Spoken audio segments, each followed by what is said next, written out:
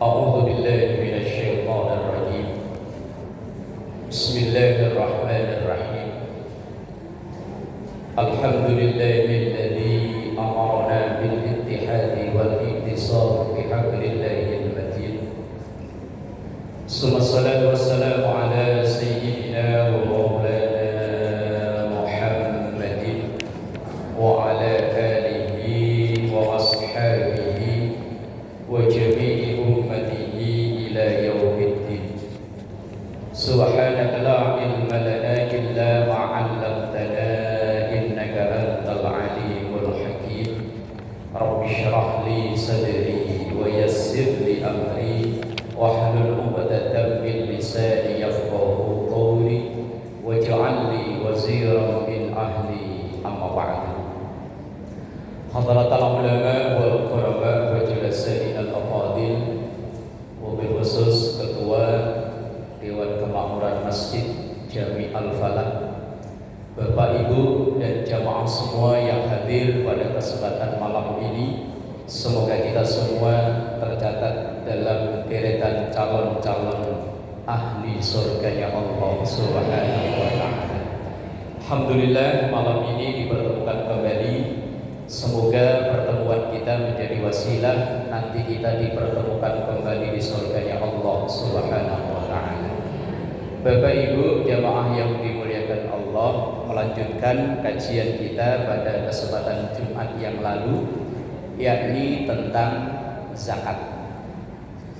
Pada pertemuan yang lalu sudah kita bahas tentang definisi zakat, baik secara bahasa maupun secara istilah, baik secara etimologi maupun terminologi. Secara bahasa, kemarin kita flashback sedikit, ulang. Zakat itu artinya an-nama, tumbuh kembang. Zakat itu artinya at-toharoh, kesucian. Zakat itu artinya kasratul khair, kebaikan yang banyak. Itu secara etimologi atau secara bahasa. Kemudian secara terminologi atau secara istilah, zakat itu adalah memberikan harta tertentu dengan syarat dan ketentuan tertentu untuk orang-orang tertentu. Jadi tidak semua terkena zakat, atau harta kita itu tidak semua terkena wajib zakat, dan tidak semua orang berhak untuk menerima zakat. Itu bahasan kita pada Jumat yang lalu. Kemudian pada saat ini masih di bab yang pertama tentang zakat secara mendasar. Pada hari ini atau pada malam ini kita membahas tentang kedudukan zakat dalam Al-Quran maupun Al-Hadis. Kalau ibu-ibu tadi yang bawa Quran, Qurannya dipersiapkan karena kita akan mengkaji beberapa ayat yang berisi tentang zakat. Bismillahirrahmanirrahim, bahwa dalam Al-Quran perintah zakat itu berulang kurang lebih 32 kali yang memakai bahasa zakat. Kalau memakai bahasa sedekah, memakai bahasa infak, itu kurang lebih 80 kali. Misalnya seperti dalam awal Al-Baqarah itu, alladzina yu'minuna bil ghaibi wa yuqimunas salata wa mimma razaqnahum yunfiqun, memakai bahasa infak. Kalau yang memakai bahasa zakat, pokoknya bahasanya pakai bahasa zakat, itu dalam Al-Quran diulang 32 kali. Yang 26, jadi 32, yang 26 itu selalu beriringan dengan perintah sholat. Kemudian sisanya yang 6 tidak beriringan dengan perintah sholat. 32 yang 26 itu beriringan terus dengan perintah sholat. Yang 6-nya tidak. Itu yang tekstual memakai bahasa zakat. Ada makalah dari seorang ulama namanya Al-Imam Abu Nasir Muhammad Ibrahim Samarqandi, atau lebih dikenal dengan Imam Abu Lais. Beliau menulis kitab namanya kitab Tanbihul Ghafi. Dalam kitabnya itu beliau menyampaikan bahwa ada beberapa ayat yang dalam satu ayat itu ada beberapa perintah yang selalu berdampingan. Menurut beliau, ini menunjukkan dua perintah, dua ibadah ini yang saling berdampingan ini saling melengkapi. Nah, yang dimaksud ini diantaranya adalah perintah sholat dan perintah zakat. Maka pendapat beliau, seseorang yang pengen sholatnya sempurna, sholatnya diterima, maka tunaikan zakat. Dan sebaliknya, orang yang pengen zakatnya sempurna, zakatnya diterima, maka jangan tinggalkan sholat. Lalu ayat apa saja, di mana saja yang 26 itu? Kita nggak mungkin menyebutkan semua karena keterbatasan waktu. Kita ambil yang di surah Al-Baqarah saja. Di surah Al-Baqarah ada 5 tempat yang membahas tentang ayat sholat dengan ayat zakat. Di antaranya yang pertama Al-Baqarah ayat 43. Yang bawa Quran silahkan disimak, silahkan dibuka. Al-Baqarah ayat 43. Ayat awal-awal mah gampang nyarinya. Apalagi yang bawa HP gampang. Tinggal diteriakin aja Al-Baqarah 43 nongol. Kecanggihan teknologi mempermudah untuk kita belajar. Udah? Al-Baqarah surat yang kedua ayat ke-43. Wa aqimus salata wa atuz zakata warka'u ma'ar raki'in. Diambil yang pendek dulu. Wa aqimu, dan dirikanlah oleh kalian semua.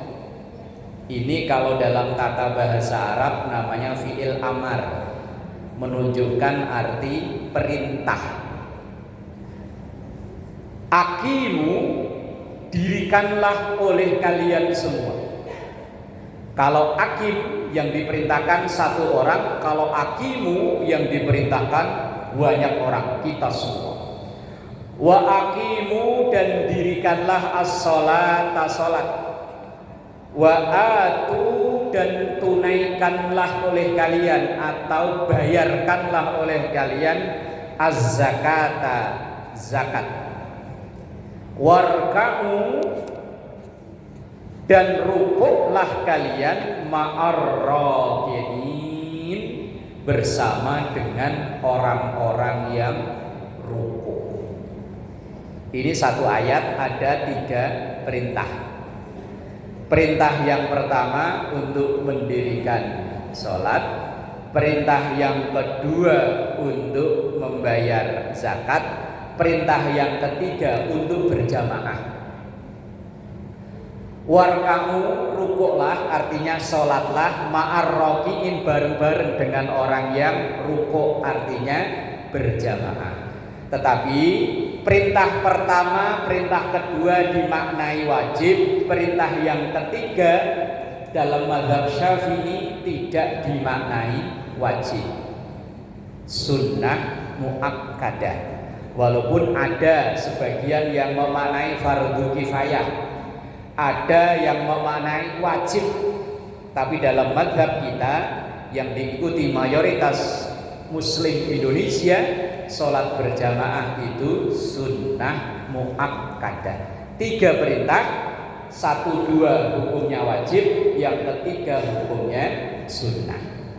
Bahkan ada hadis, 1 hadis isinya 3 perintah, tetapi pertama wajib, kedua itu sunnah, ketiga anjuran. Misalnya di hadis muru auladakum bis sholati wa hum abna'u sab'in, perintahkan anakmu untuk jalani sholat ketika anak itu usia 7 tahun. Ini wajibnya bukan ke anaknya, tapi wajib ke kitanya orang tua, nyuruh anak sholat. Kemudian wadribuhum, boleh sedikit keras. Kemudian wafarriqu madaji'ahum, pisahkan tempat tidurnya. Ini hadis 3 perintah tapi status hukumnya beda. Ayat ini 1 ayat ada 3 perintah, status hukum juga beda. Sholat dimaknai perintah wajib, zakat dimaknai perintah wajib. Cuma kita sekarang ini, mayoritas muslim ini, ketika meninggalkan sholat terasa banget kayak kena dosa besar. Tapi kalau nggak bayar zakat, anteng-anteng saja. Kalau zakat fitrah sih insya Allah ya. Kadang mohon maaf orang sholat nggak pernah, ke masjid nggak pernah. Kalau zakat fitrah kadang malah datang paling duluan. Di sini ada model begitu. Yes, alhamdulillah masih bagus, masih bagus. Lah kalau ada 2 perintah yang beriringan berarti status hukumnya sama. Kalau yang meninggalkan berarti konsekuensinya juga sama. Meninggalkan sholat dosa besar, meninggalkan zakat ya dosa besar. Bahkan kalau kita flashback ke sejarah, ketika Rasulullah wafat, kepemimpinan umat Islam dilanjutkan oleh Khalifah Abu Bakar As-Siddiq. Ketika Khalifah Abu Bakar As-Siddiq ini naik, pertama kali yang ditertibkan oleh beliau adalah orang-orang yang membangkang, nggak mau bayar zakat.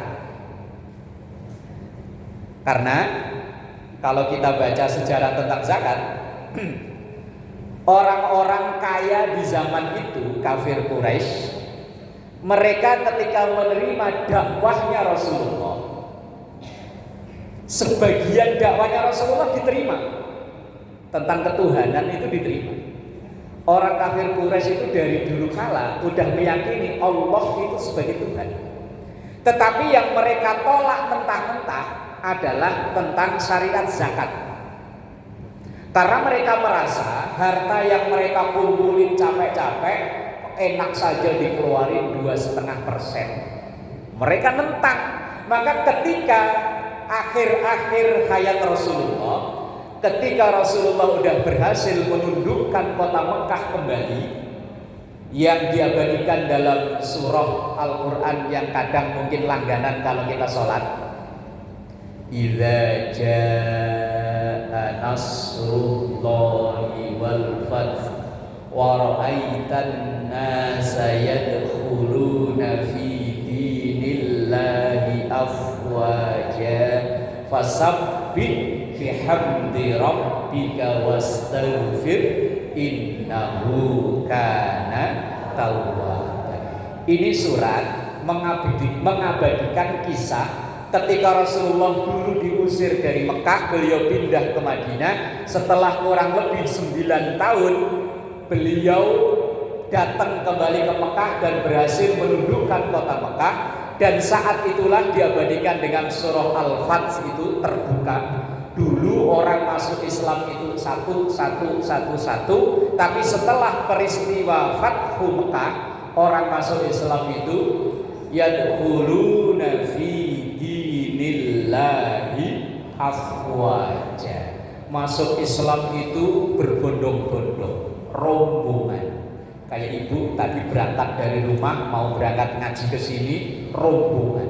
Lah dalam rombongan itu masuk Islamnya ada yang karena terpaksa, ada karena malu, ada karena nggak enak, macam-macam.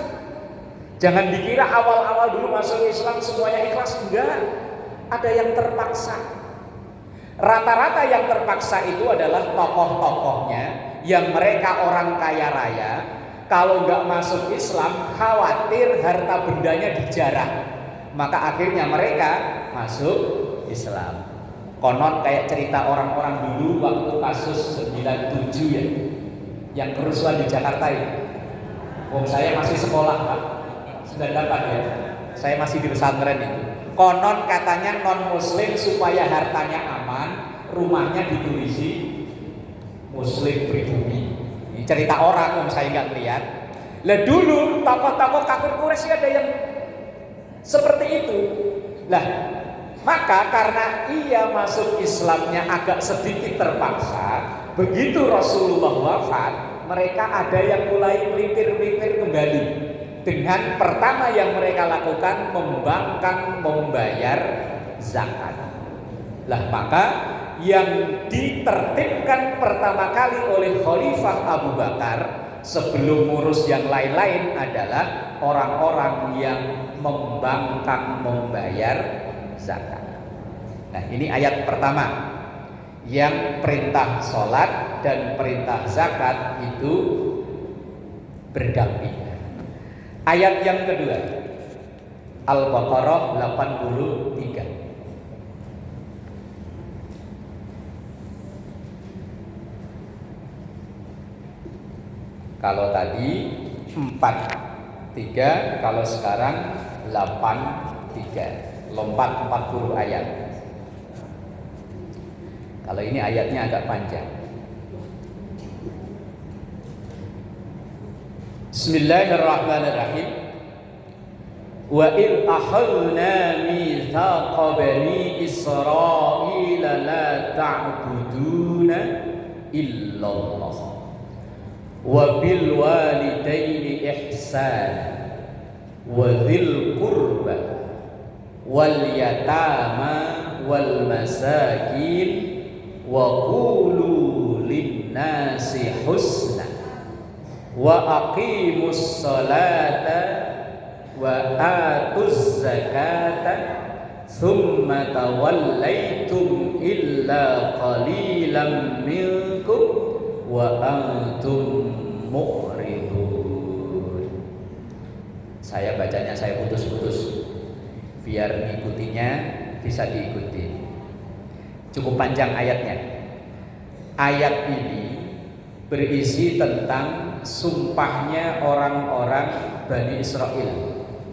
Bani Israel itu umatnya Nabi Musa. Jadi Quran itu sebagian atau sepersekian persennya bercerita tentang umat-umat terdahulu. Ayat ini menceritakan tentang ketika Bani Israel diambil sumpahnya oleh Nabi Musa alaihi salam. Wa id akhadna mitsaqa bani Israil, dan ingatlah ketika kami mengambil janji dari Bani Israel atau membaiat kaum Bani Israel. Apa isi baiatnya? Pertama, la ta'buduna illallah. Ini ajaran tauhid. Jangan menyembah kecuali Allah. Jadi ajaran tauhid itu tidak hanya ajaran Islam yang dibawa oleh Nabi Muhammad. Nabi-nabi sebelum Nabi Muhammad sampai Nabi pertama Nabi Allah Adam, ajaran tauhidnya sama, yaitu la ilaha illallah. Ajaran tauhidnya sama, akidahnya sama, yaitu tidak ada Tuhan yang patut disembah kecuali Allah. Kemudian jadi yang tertinggi, level tertinggi itu tauhid iman pada Allah. Level kedua, wabil walidaini ihsana. berbuat baik kepada orang tua. Setiap kita adalah anak dari orang tua kita, dan perilaku anak kepada kita itu tergantung perilaku kita kepada orang tua kita. Itu akan terus nyambung-menyambung. Kemudian berbuat baik setelah kepada orang tua, wazil qurba, kerabat, orang yang masih ada hubungan kekerabatan kepada kita. Maka sedekah yang terbaik, zakat yang terbaik, atau pokoknya kita berbagi rezeki yang terbaik, yang paling utama adalah diberikan kepada orang yang masih ada hubungannya kerabat dengan kita, dengan syarat memang dia pantas untuk menerima. Umpama Ramadan kemarin ibu ada fidyah yang harus dibayarkan, atau mungkin ibu nazar pengen mengeluarkan sebagian rezeki yang kita punya, yang dikaruniakan oleh Allah. Maka prioritas yang paling utama dan paling pertama adalah dzil qurba, orang yang ada hubungan kerabat dengan kita. Jangan sampai orang yang jauh gak ada hubungannya apa-apa sama kita kasih, sementara orang yang masih ponakan, masih ipar, masih saudara, padahal dia lagi butuh, kita cuekin. Jangan. Yang paling utama kalau mengikuti urutannya adalah dzil qurba, kalau mengikuti urutan Quran. Nah, begitupun nanti ketika kita orang yang muzaki itu orang yang mengeluarkan zakat, maka yang paling utama kalau memang itu pantas atau berhak menerima adalah dzil qurba, itu tadi, kerabat yang masih ada hubungan kekerabatan dengan kita. Kemudian yang kedua, wal yatama. Ini kalau mengikuti urutan di Quran, anak-anak yatim. Tapi ini tentu bukan zakat, karena anak yatim itu tidak berhak untuk menerima zakat, nggak boleh menerima zakat, lain urusannya. Kemudian baru wal masakin, orang-orang miskin. Ini kalau mau bikin skala prioritas begitu, dari kerabat dulu, kemudian anak yatim, kemudian orang miskin. Kalau misalnya kebetulan kita dikaruniai oleh Allah rezeki yang berlebih, kita mau berbagi, urutannya seperti itu. Perintah pertama tadi la ta'buduna illallah, kemudian berbuat baik kepada kedua orang tua, kepada kerabat, kepada anak yatim, miskin. Kemudian perintah yang ketiga, wa qulu linnasi husna, berucaplah kepada orang lain dengan ucapan yang baik. Kalau dalam hadis, man kana yu'minu billahi wal yaumil akhir falyaqul khairan aw liyasmut.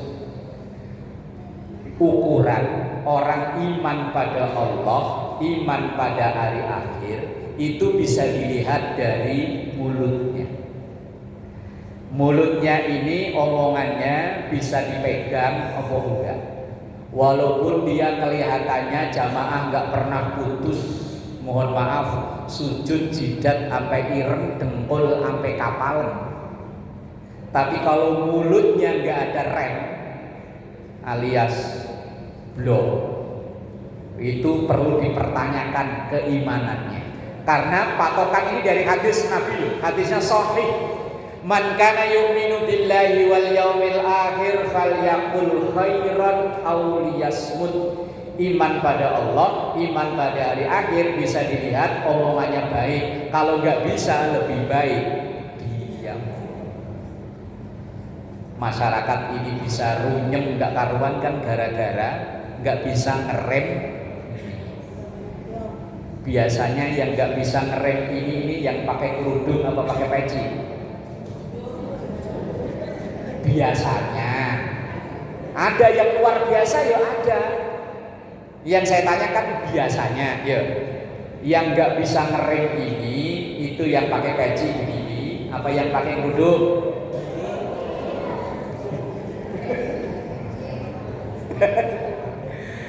Kalau yang pakai kerudung kok nggak bisa ngerem, maklum dari sononya. Lah bener kan ya? Kalau yang di sini Pak, nih Bu, yang pakai peci, ini nyebutnya kaum Adam. Awalnya mangap, tapi belakangnya mingkem. Adam. Maka laki itu bisa tidak banyak ngomong. Asal ada masalah ngomong sekali dua kali nggak digubris keluar. Adam. Kalau yang pakai kerudung disebut kaum Hawa. Ada yang bisa ngucapin Hawa ujungnya mingkem? Ada yang bisa? Yes, pokoknya Hawa. Yes, dari sononya begitu ya. Ya wis. Yes, memang dari sononya begitu, nggak bisa dilawan itu. Sunatullah. Kaum Hawa. Ya wis, di mana-mana kalau yang hadir itu perempuan rame. Laki ngaji gini nih, kalau yang hadir laki semua, suasananya tenang, kondusif. Itu khusyuk apa ngantuk, wallahu a'lam. Mencekam. Coba kalau salat Jumat pagi ya, tenang. Itu ada yang khotib ittaqullah, langsung dia baca doa bismikallahumma ahya wa bismika. Apalagi masjidnya ber-AC, enak. Lah kalau yang hadir perempuan, ini aja tenang. Coba biasanya di tempat lain, saya buka kitab, sono ngomong sendiri. Mau saya tegur, saya takut kualat. Wong umurnya di atas saya, nggak ditegur kok yo. Wis lah. Wa qulu linnasi husna. Ngomongnya yang diatur, yang baik. Kemudian, nah ini baru masuk ke pokok bahasan. Wa aqimus sholata wa atuz zakah, dan dirikan sholat kemudian bayarkan zakat. Ini dulu kaum Bani Israel dibaiat untuk itu, berarti Bani Israel juga ada perintah yang hampir sama dengan kita. Perintahnya nyembah pada Allah, baik pada orang tua, pada kerabat, pada anak yatim, orang miskin, ngomong yang baik. Perintah sholat, walaupun sholatnya beda dengan kita, tapi perintah sholat ada. Perintah sholat itu ada mulai dari awal kenabian, tapi sholatnya nggak sama dengan kita.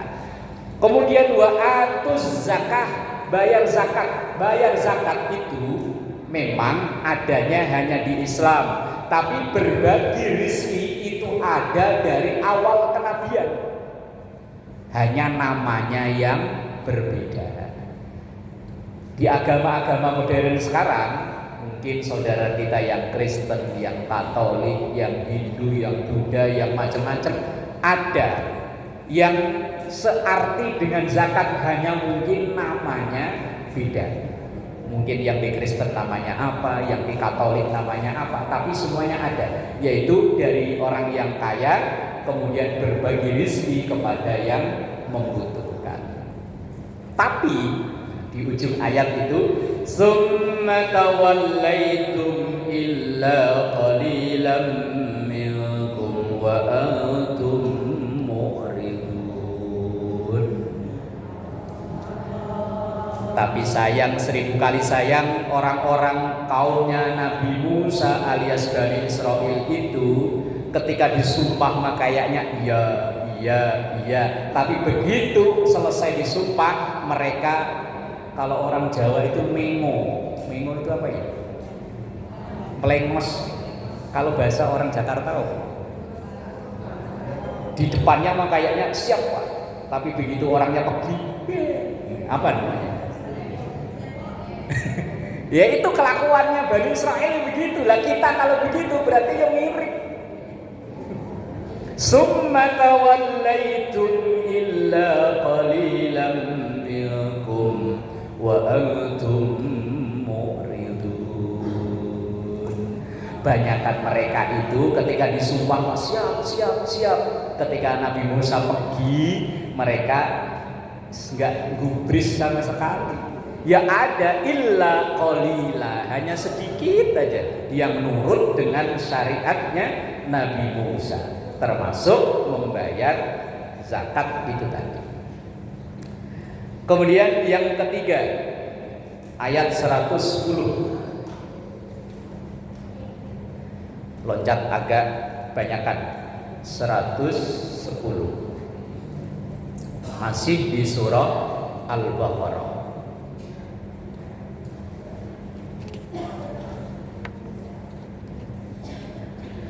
Udah ketemu? Al-Baqarah 110. Wa aqimus salata wa atuz zakah wa ma tuqaddimu li anfusikum min khairin tajiduhu indallah innallaha bima ta'maluna basir.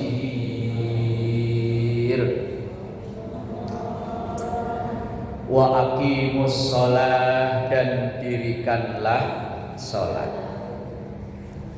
Wa atuz zakah, dan bayarkan zakat. Beriringan lagi. Wa ma tuqaddimu li anfusikum min khairin tajiduhu indallah.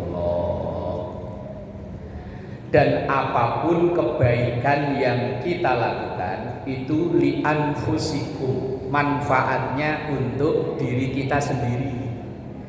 Ketika kita membayar zakat secara zahir, manfaatnya memang untuk orang yang menerima zakat. Tapi secara hakikinya manfaatnya itu juga kembali ke kita.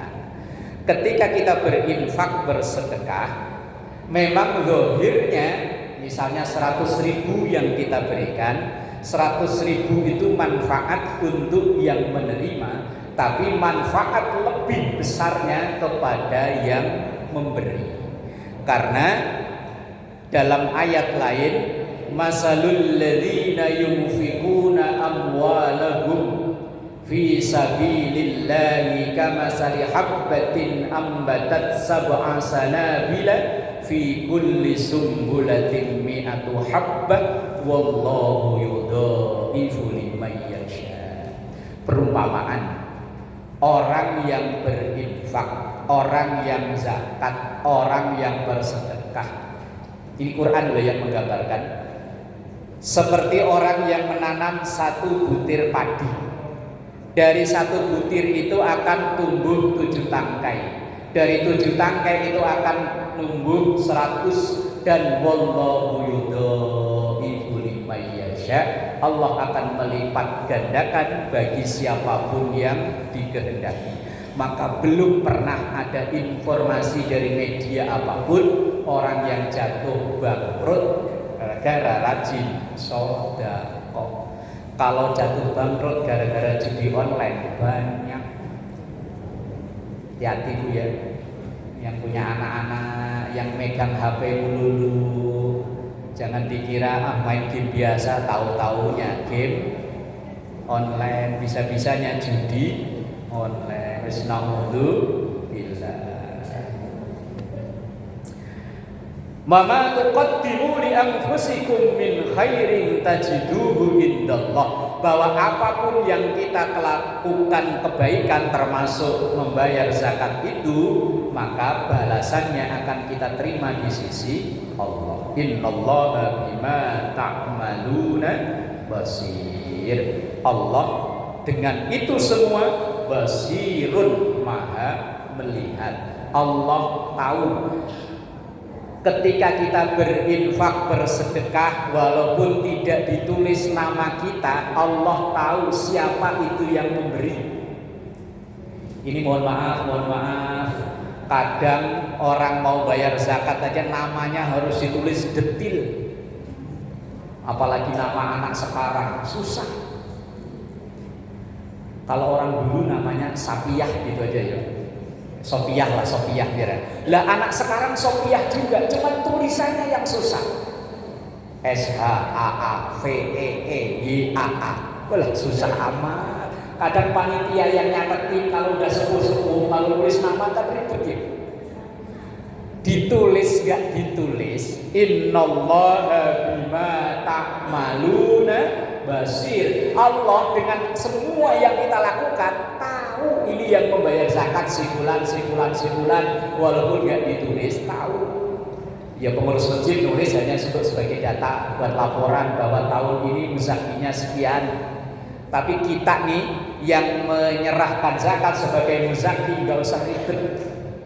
Umpama cukup ditulis nama kepala keluarga, Bapak Hartono umpama, dan istri, anak, si ini. Walaupun namanya nggak ditulis detail, Allah Maha tahu. Ini pernah kasus orang menyerahkan hewan kurban sama panitia kurban berdebat gara-gara salah nulis nama. Namanya itu, mohon maaf kalau ada yang namanya sama Pak, Muhammad Natsir, tulisannya dia, tulisannya itu MOH Natsir, NATSIR. Lah ama panitia karena mungkin nggak lihat yang kertas yang dibawa oleh tuan rumah itu tadi, ditulis Nasir, Nasir, NASHIR. Akhirnya ini bukan nama saya nggak mau. Ya Allah, yang panitia Pak kan sama-sama Nasir. Enggak, ini Natsir, nama saya Natsir, itu Nasir. Ya Allah, Allah itu innallaha bima ta'maluna basir. Ya kecuali kalau nulis di rekening, untuk itu mah harus detail. Lah kalau begitu mah roket atit nggak bakalan ketuker. Cerdas roket atit itu nggak sekaya kita. Biar nama mirip, tapi tetap tahu bahwa yang menyerahkan zakat ini si ini, yang menyerahkan kurban ini tahu. Jadi nggak perlu, ya bukan nggak perlu lah ya, nggak usah ngotot-ngototan kalau seandainya kita menyerahkan zakat atau nanti ini sebentar lagi kurban. Ada yang kurban mengatasnamakan anak, sementara mama anaknya kayak tadi, susahnya naudzubillah. Lah kemudian bagian panitia yang terima orang udah sepuh, kebetulan mungkin kacamatanya ketinggalan, kan tulisnya susah. Ya wis lah, pokoknya itu dari anak saya. Allah Maha tahu. Innallaha bima ta'maluna basir. Allah itu terhadap apapun yang kita lakukan, Allah itu Maha mengetahui, Maha melihat. Ini beberapa ayat yang menunjukkan betapa zakat itu selevel dengan sholat. Orang yang tadi di awal saya katakan sangat merasa berdosa ketika tidak melaksanakan sholat, tapi kenapa seakan-akan kok nggak merasa berdosa ketika tidak bayar zakat, padahal dia punya harta yang hartanya itu memenuhi syarat untuk membayar zakat. Ini beberapa ayat, karena keterbatasan waktu, insya Allah untuk pertemuan berikut ganti hadisnya. Kalau ayatnya hanya kita cuplik tadi itu 3 ayat yang beriringan dengan sholat. Wallahu a'lam bishawab. Sesi berikutnya, kalau ada bapak atau ibu yang ingin menyampaikan pertanyaan, monggo silahkan. Baik tentang tema ini atau tema yang lain, monggo silahkan.